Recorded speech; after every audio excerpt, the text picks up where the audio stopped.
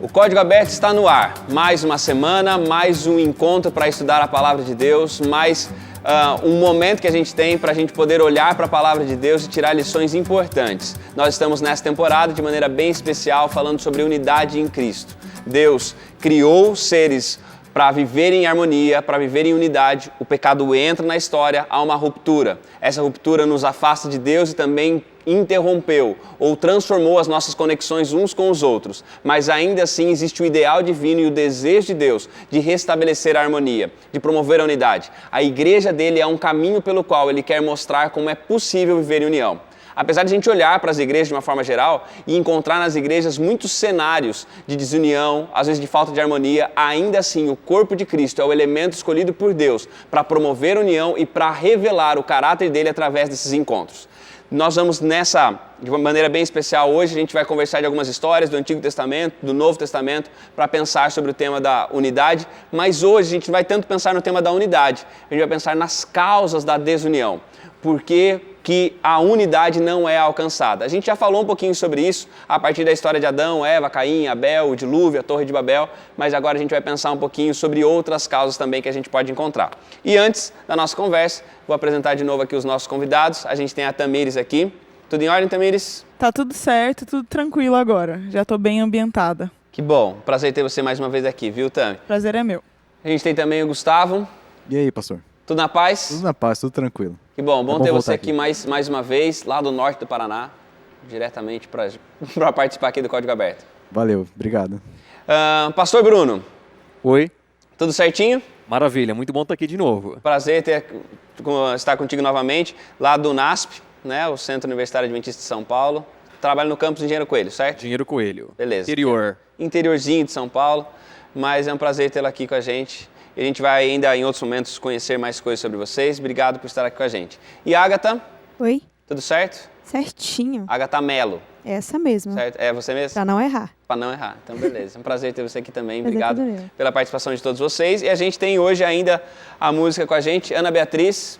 Que prazer estar aqui novamente, pastor. Que bom. Prazer. Bom tê-la e bom receber você aqui nesse movimento de tantos retornos, né? Obrigada. Muito é um bom. Prazer enorme. Que bom. Deus seja louvado. Amém. Marquinhos Sidão, sempre bom ter vocês aqui. Um prazer, viu?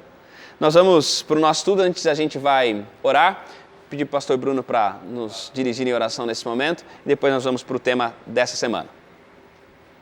Deus, obrigado por sermos um corpo, que o Senhor deseja fazê-lo unido. E nesse momento nos ilumina para recapitularmos o que já estudamos, mas também termos cada vez mais aprendizado no estudo da palavra. Que o Senhor nos ensine através das Escrituras e através também da unidade entre nós mesmos. E a unidade contigo. Em nome de Jesus. Amém. Amém. Muito bom. Nós estamos nesse nosso segundo encontro e quando a gente olha e pensa na Bíblia, existem vários relatos. Parece que os relatos de situações em que a desarmonia chega, em que a desunião, são mais numerosos do que os relatos de unidade. Parece que está mais presente, talvez mesmo porque faz parte da natureza humana, assim ser. Mas quando a gente olha para essas causas, assim a gente pode dizer, dessas causas da desunião, o que a gente vê constantemente Deus, a gente saiu da lição da semana passada falando sobre Abraão. Então tem um povo, Deus escolhe um povo, Deus elege um povo e esse povo parece que ele tem esse desafio de ser um povo unido e que promove união. O que é recorrente na experiência desse povo que faz com que eles sejam sempre se desunindo, sempre se desconectando de Deus e uns dos outros? Qual que é o mote que aparece geralmente na história do povo de Israel, que é causa de desunião? Deus sempre vem atrás do ser humano, né? Desde lá da queda e com Abraão também, é sempre parte de Deus essa reconciliação, essa tentativa de reconciliação. E por outro lado, parte do ser humano sempre se afastar de Deus, é sempre o ser humano que foge, né? E uma das causas, pastor, é justamente a desobediência, o afastamento da palavra, né? Perder de vista a palavra de Deus como guia para a vida. Isso aconteceu várias vezes com o povo de Deus e, por consequência, a desobediência a Deus, né? E isso gera desunião total. E olhando para o texto falando sobre isso, sobre desobediência, acho que foi você que falou, Agatha, no outro programa, a respeito da obediência como sendo esse elemento, né? Enquanto eles estavam obedientes, estavam unidos. Adão e Eva estavam obedientes, estavam funcionando em união. Depois eles desobedecem, a desunião surge e é propagada. Na verdade, dá até a impressão que eles se desconectam e isso facilita para que eles se desobedeçam, né? Eles se desunem e facilitam. E na história de Israel parece que é a mesma coisa, né? Desobediência vai gerando também a mesma... É sempre o se afastar do propósito e se afastar do crer. A partir do momento que eles não têm fé mais naquele Deus e na palavra dele, nas ordens que ele dá a Israel e, enfim, todo o povo, se desconecta totalmente do propósito. E foi isso que Abraão fez, totalmente contrário. Ele creu na palavra daquele que falava com ele como um amigo. Abraão e Deus eram amigos. E por isso lhe foi acreditado como justiça.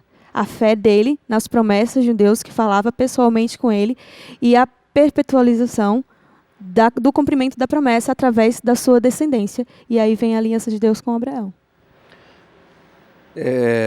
Existe uma lei física que diz que para cada reação, ou para cada ação, existe uma reação igual ou contrária.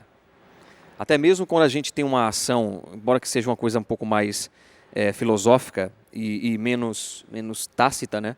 Mas quando a gente tem um gesto de amor para alguém, a gente pode ter uma reação igual, a pessoa pode responder com amor ou não. O ponto frágil do amor é até que ele pode ser rejeitado. Agora, é muito curioso que com Deus é um pouco diferente. Essa lei física parece que em algumas situações não é igual, porque veja, Deus é fiel a nós. Quando nós somos fiéis a Deus, qual é a reação de Deus? É sempre igual, nunca há uma contrária.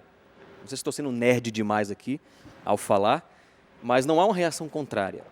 Então, quando nós somos fiéis, Deus sempre é fiel, até quando somos infiéis também. E aí é o único momento, talvez, onde essa lei física se aplica plenamente com Deus. E é importante pontuar essa questão da obediência, porque a gente acha que obedecer a Deus é a gente bajular uma divindade que está acima de nós, que está entediada em algum lugar do universo e que precisa ser adulada. Então ele é arbitrário, ele tem suas leis, ele criou arbitrariamente, ele quer que sejam cumpridas, porque se elas não forem cumpridas, haverá uma punição. Não é esse o sentido da obediência bíblica. A obediência bíblica não gera bênção. A obediência bíblica é a bênção. Entende? Quando eu sou obediente, eu estou sendo feliz. Obedecer já é a bênção, né? Já é a bênção. E você tocou num aspecto importante, que falou, né, a respeito de obedecer a Deus, por que não porque a gente está adulando, né? Porque eu estou querendo conquistar ou envaidecer uma divindade, porque é um Deus mimado. Mas ao mesmo tempo, às vezes, parece que a desobediência nasce dessa compreensão. Como eu acho que ele está só um capricho divino, então eu vou fazer os meus próprios caprichos. Isso aparece muito no livro de Juízes em outros momentos, né? Que é as pessoas sendo retas aos seus próprios olhos. E aí também isso aparece como uma causa de desunião, que é, também acho que foi um pouquinho daquilo que a Agatha falou no primeiro programa, que é cada um criando a sua lei, né? Eu crio a minha lei, eu acho que esse é o certo, eu acho que aquilo é o certo, e a gente se desconecta também através disso, né?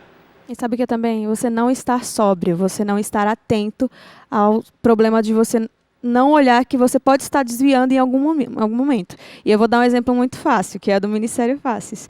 Às vezes a gente passa por situações que causam uma frustração e começam por a gente não estar atento. Uma vez a gente estava cantando numa igreja e eu lembro que a gente começou a cantar e estava cada um muito fixado em si, em fazer e cumprir o que a gente precisava. E a gente começou a ficar estressado um com o outro do nada. A gente estava se frustrando muito, a gente estava tendo desavença assim, no modo de falar até. E a gente foi e cantou. E quando a gente chegou para cantar, e a música falava muito ao nosso coração, e a gente parou e refletiu o que a gente estava fazendo ali, e o propósito, e a missão, voltou tudo na cabeça, a gente começou a cantar melhor, a gente começou a trabalhar realmente na unidade. Então você também pode ser um agente de destruição quando você não está sóbrio, quando você não percebe que você pode estar saindo da palavra, do roteiro. Porque eu acho que a base da desunião também é você estar fora da palavra, é você não estar fixado em Deus. Essa questão da obediência é muito interessante também, porque volta a um tópico que a gente falou na semana passada, que é que nós somos a imagem e semelhança de Deus. E o que isso significa, entre outras coisas? Que Deus, ao nos criar, Ele deu uma ordem e nós obedecemos. Obedecer é o nosso ser. Então, se a gente não obedece, a nossa existência não é completa. A gente pode dizer que a gente até não existe de uma maneira plena. Então, realmente, a bênção da obediência, ela deveria ser muito mais disseminada entre nós. Porque parece que a obediência é um fardo, por questões culturais até, muitas vezes até religiosas, né, institucionais. Mas isso não é verdade, a gente tem que se livrar disso. Sobre a obediência ainda, a gente está num período em que tudo se questiona, né? Tudo é questionável.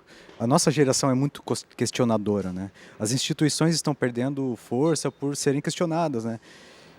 E a obediência, ela não pode ser questionada. Eu aprendi isso há pouco tempo. Se a gente questionar ou tentar racionalizar o porquê que a gente obedece, por que tem que guardar o sábado? Por que não posso, enfim, mentir? Por que eu não posso matar o outro? Claro que a gente encontra respostas. Existem razões para isso. Né? Existem razões. Mas tem outras coisas que não parecem lógicas, se a gente parar para pensar. Só que Deus não pode ser questionado. E a obediência a Deus, se a gente pudesse questionar, não seria obediência, não seria amor. E a gente tem que lembrar que Deus é um Pai de amor, e é um Deus, é um ser que pode tudo, que vê muito além do que a gente vê, muito além do que a gente enxerga. É como se fosse um pai cuidando de um filho recém-nascido. Às vezes a gente não entende isso, a gente pede coisas, questiona coisas, e Deus está muito além da gente, vê muito além da gente, vê tudo, enxerga todo o plano, né?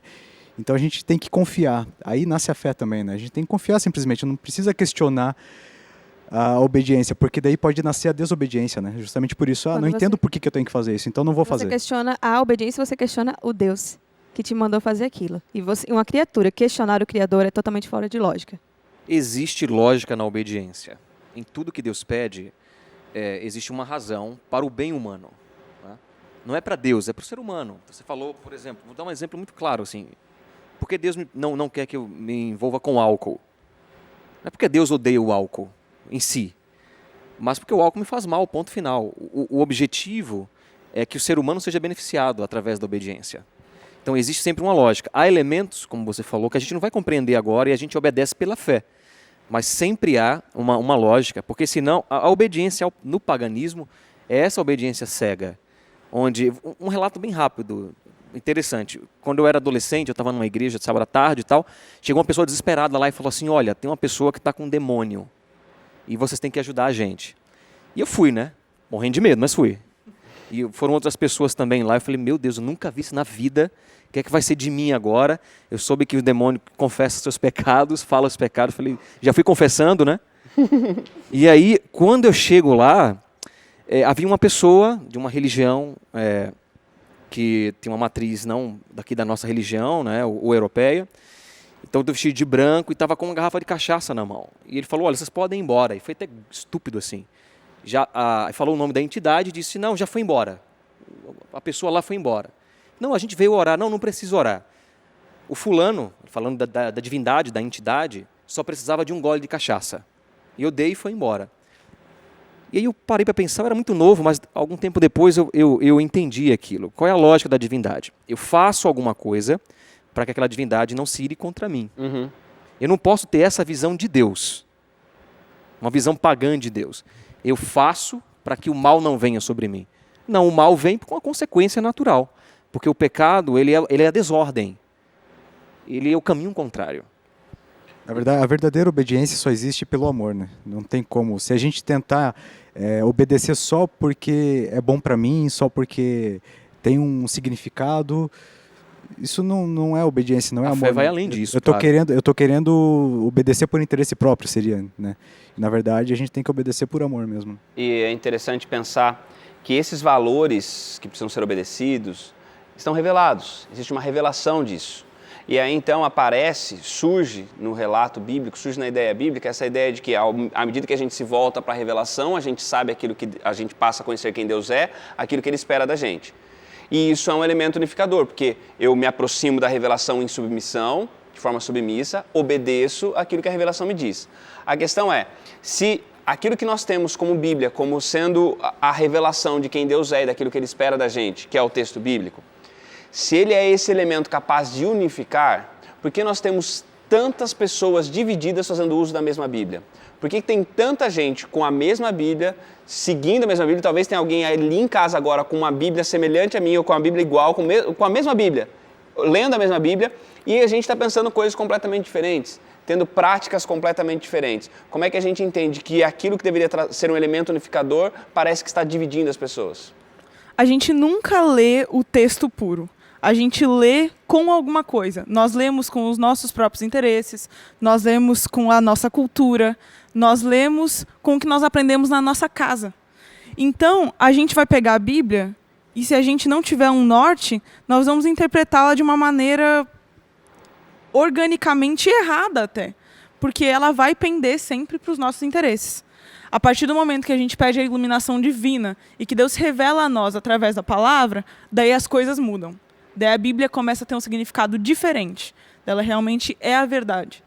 Mas se a gente começar a depender de coisas humanas, sociais, culturais, econômicas, então a Bíblia vai se moldar a nós. E é o que a gente vê na maioria das interpretações, né? Sim. Isso eu me deparo muito na faculdade, sabe? Às vezes meus colegas chegam para me perguntar, tá, mas eu posso ler o texto bíblico de um jeito e aí fulano de tal de outra religião vai ler o mesmo texto bíblico e vai interpretar totalmente diferente. Então quer dizer que o texto bíblico pode ser uma alegoria para tudo, porque você vai interpretar do mesmo jeito que você quiser.